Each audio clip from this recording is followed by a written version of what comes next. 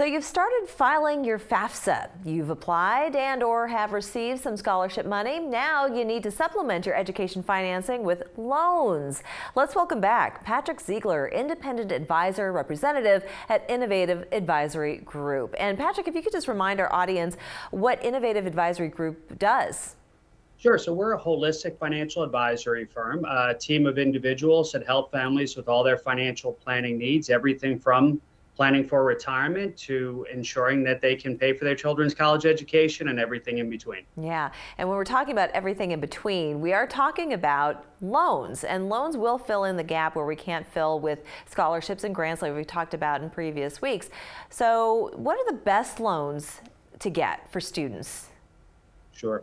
Well, let's start with the Federal Direct Student Loan, or FDSL. And that should really be the go-to for all students before they look at any other types of financing, before they look at private loans, and most of the time, even before parents look at education loans. And that's because the fastest growing demographic of education debt holders are seniors.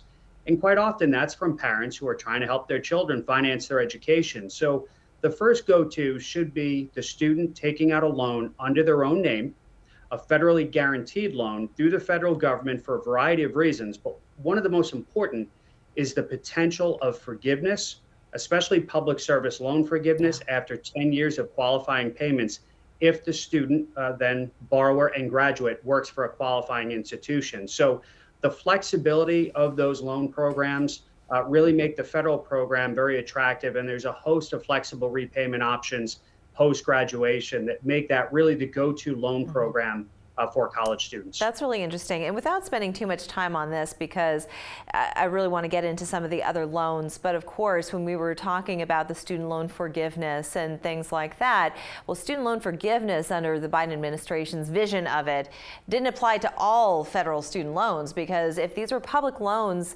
supplied through Navient, Sallie Mae, some of these other servicers, it had to come from the education department in order for it to even qualify. So when we're talking about some of these thresholds, I mean, to work in public service for 10 years, that's a long time. Making 10 years of consistent payments, that's a long time. So what would you recommend to a student who may want to kind of dip their toe or at least work part-time as public service? Could they potentially have some kind of forgiveness on their student loan after a certain number of years? Well, you could potentially receive forgiveness in other ways, but in order to receive public service loan forgiveness, you do need to be a full-time employee there.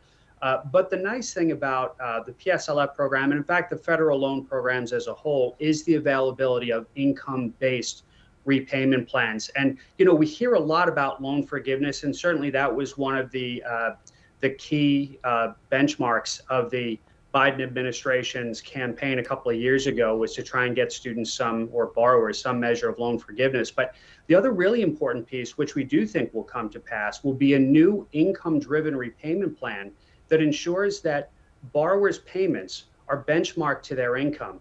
So when you think about that, if you could get a very low or even $0 payment because you are a lower income worker working in a public service field, or perhaps for state government or your federal government or your school district, and make very minimal payments for 10 years and have the rest of the debt forgiven, that's very, very attractive. And it helps companies, hospitals is a big one. It helps them recruit individuals into high need fields. So you do need to be full-time, but you combine that public service loan forgiveness with an income-driven repayment plan, can be a very attractive option.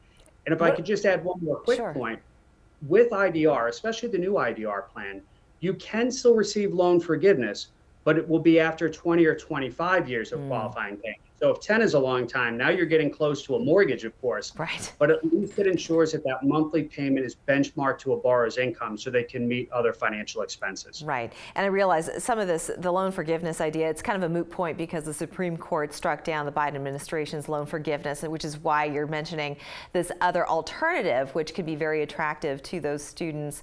Now, let's also just kind of talk about the idea that you cannot declare bankruptcy, that these loans stay with you forever. So when you're thinking about picking a major to go into public service, can you just give us a quick overview of just a few of those types of jobs that people could enter into?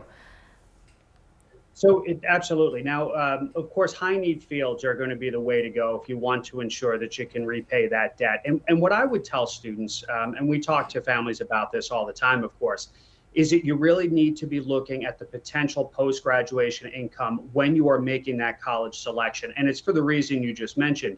If, and for the most part, you're correct, it is very, very, very difficult to discharge loans in bankruptcy.